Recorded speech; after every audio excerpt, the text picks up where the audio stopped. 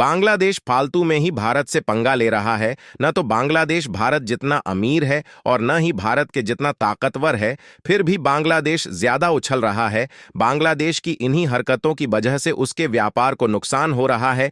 इसकी बीच खबर निकल कर आई है कि अगर बांग्लादेश ऐसी ही हरकतें करता रहा तो भारत बांग्लादेश को कहीं से भी नहीं छोड़ेगा। भारत के हिंदू पहले से ही बांग्लादेश पर बहुत ज्यादा गुस्सा है और भारत सरकार बांग्लादेश पर कड़े से कड़े एक्शन लेना चालू कर रही है। आखिर पूरी डेवलपमेंट क्या है, ये सब हम इस वीडियो में जानेंगे। बांग्लादेश में अभी बहुत ज्यादा उथल पुथल देखी जा रही है, जिसकी वजह से भारत और बांग्लादेश के व्यापार में कमी आई है। बांग्लादेश के लिए यह बहुत खराब नुकसान पहुंचा सकती है। भारत से बांग्लादेश को दी जाने वाली चीजों में सोने के आभूषण और इंजीनियरिंग सामान आदि दिए जाते हैं, लेकिन बांग्लादेश की मौजूद स्थिति को देखते हुए यह सब निर्यात अब धीमे पड़ गए हैं। भारत और बांग्लादेश का व्यापार धीमा होने का मुख्य कारण पेमेंट में काफी देरी होना। भारत से काफी ज्यादा मात्रा में कच्चे कपास बांग्लादेश में भेजे जाते हैं और इनके साथ साथ सूती धागे और कपड़ा निर्यातकों को भुगतान करने में भारी देरी हो रही है। बांग्लादेश के व्यापारी बांग्लादेशी टका को पेमेंट में जमा कर रहे हैं, लेकिन बांग्लादेश को भारी नुकसान का सामना करना पड़ रहा है, क्योंकि डॉलर की कमी होने के कारण टका को डॉलर में बदलने के लिए भारी मुश्किल का सामना करना पड़ रहा है। इसी वजह से पेमेंटें करने में देरी हो रही है।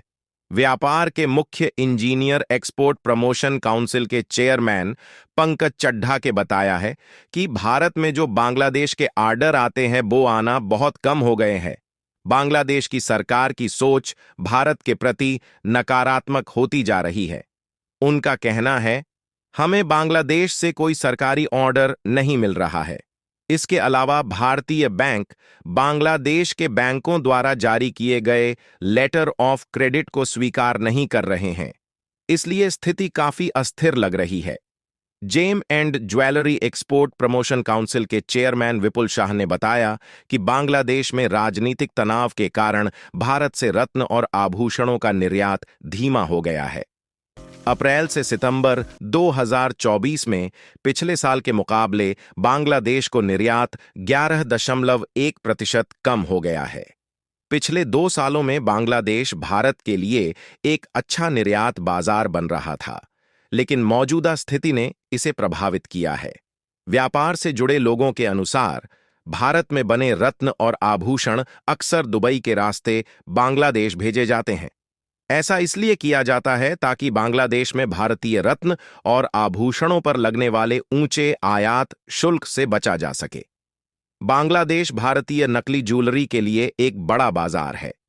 इमिटेशन मैन्युफैक्चरर्स एसोसिएशन के अध्यक्ष नागेंद्र मेहता ने बताया कि पिछले 6 महीनों में बांग्लादेश को नकली ज्वेलरी के निर्यात में 35% की गिरावट हुई है। इसके अलावा बांग्लादेश में राजनीतिक अशांति की वजह से भारत से तेल खली पशु चारे के लिए इस्तेमाल होने वाले सामानों का निर्यात भी कम हुआ है। बांग्लादेश ने 2025 के पहले 7 महीनों में 4,28,241 टन तेल खली आयात किया है, जबकि पिछले साल इसी अवधि में यह मात्रा 6,06,434 टन थी। बांग्लादेश में राजनीतिक अस्थिरता का असर भारत के कई उत्पादों के निर्यात पर पड़ा है। नकली ज्वेलरी के साथ साथ तेल खली का निर्यात भी धीमा हो गया है। तेल खली का उपयोग बांग्लादेश में पशुओं के चारे के रूप में किया जाता है। पिछले साल की तुलना में इस साल बांग्लादेश ने 78,693 टन कम तेल खली आयात किया। इसके अलावा इमिटेशन ज्वेलरी के निर्यात में भी 35% गिरावट हुई है, जिससे भारतीय कारोबारियों को नुकसान हो रहा है। भारत के व्यापारी बांग्लादेश को एक बड़े बाजार के रूप में देखते थे, लेकिन मौजूदा स्थिति ने व्यापार को प्रभावित किया है। कच्चे कपास और सूती धागे के निर्यात पर अभी कोई बड़ा असर नहीं पड़ा है और यह अभी भी जारी है। बांग्लादेश में कपड़ा उद्योग मुख्य व्यवसाय है, इसलिए संभावना नहीं है कि वे इस काम को रोकेंगे। हालांकि कुछ बैंकों के पास डॉलर की कमी है। खरीदार भुगतान स्थानीय मुद्रा टका में कर रहे हैं, लेकिन बैंकों को टका को डॉलर में बदलने में दिक्कत हो रही है। इससे भारतीय निर्यातकों को भुगतान मिलने में देरी हो रही है। बांग्लादेश में कपड़ा उद्योग सबसे बड़ा व्यवसाय है और यही वजह है कि कपास और सूती धागे का निर्यात अब तक बिना किसी बड़ी रुकावट के जारी है। बांग्लादेश को अपने कपड़ा उद्योग को चलाने के लिए कच्चे कपास और सूती धागे की जरूरत है, इसलिए व्यापार में कोई बड़ी रुकावट नहीं आएगी। हालांकि बैंकों की समस्या जरूर सामने आ रही है। कुछ बैंकों के पास डॉलर की कमी है। इस वजह से भारतीय निर्यातकों को भुगतान मिलने में देरी हो रही है। यह स्थिति लंबे समय तक रही तो व्यापार पर असर पड़ सकता है। बांग्लादेश में राजनीतिक और आर्थिक अस्थिरता के बावजूद भारतीय कपास का निर्यात फिलहाल स्थिर बना हुआ है। बांग्लादेश की स्पिनिंग मिलें भारतीय कपास पर काफी निर्भर हैं। उनके पास सीमित मात्रा में कपास का स्टॉक है, इसलिए वे रुकावट बर्दाश्त नहीं कर सकतीं। कोलकाता के व्यापारियों ने बांग्लादेश में अपने गोदाम बनाए हुए हैं। वे तुरंत डिलीवरी के लिए स्टॉक रख रहे हैं और भुगतान होते ही माल सौंप रहे हैं। सड़क मार्ग और शिपिंग के जरिए कपास का निर्यात बिना किसी परेशानी के चल रहा है। भुगतान में 60 से 90 दिनों की देरी हो रही है, लेकिन व्यापार अभी भी जारी है। कुल मिलाकर बांग्लादेश की कपड़ा उद्योग की मजबूरी और भारतीय कपास की जरूरत के कारण निर्यात अब भी सुचारू रूप से चल रहा है, लेकिन बैंकों की समस्या और आर्थिक तंगी व्यापारियों के लिए एक चुनौती बनी हुई है। बांग्लादेश का कपड़ा उद्योग उसकी अर्थव्यवस्था की रीढ़ है और यह मुख्य रूप से सूती धागे जैसे कच्चे माल पर निर्भर करता है, जो भारत से आयात किया जाता है। बांग्लादेश को भारतीय सूती धागे का निर्यात अगस्त और सितंबर 2024 में बढ़ा है। इससे साफ है कि बांग्लादेश अपने टेक्सटाइल सेक्टर को बचाने और आगे बढ़ाने के लिए लगातार प्रयास कर रहा है। बांग्लादेश का कपड़ा उद्योग वैश्विक बाजार में प्रतिस्पर्धी बने रहने के लिए भारत से आयातित कच्चे माल पर निर्भर है।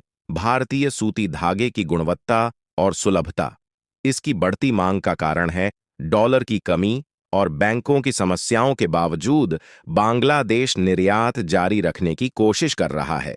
अगर बांग्लादेश का कपड़ा उद्योग प्रभावित होता है तो इससे उनकी पूरी अर्थव्यवस्था पर असर पड़ेगा। भारत के लिए बांग्लादेश एक महत्वपूर्ण बाजार बना रहेगा। हालांकि आर्थिक अस्थिरता लंबे समय तक जारी रही तो व्यापार पर दबाव बढ़ सकता है। भारत और बांग्लादेश का यह व्यापारिक रिश्ता दोनों देशों के लिए महत्वपूर्ण है। बांग्लादेश अपने कपड़ा उद्योग को बचाने के लिए सूती धागे जैसे कच्चे माल का आयात करता रहेगा, जिससे भारतीय निर्यातकों के लिए मौके बने रहेंगे। बांग्लादेश में लगातार हिंदुओं पर हो रहे अत्याचारों के कारण बार बार अहम कदम उठाता जा रहा है।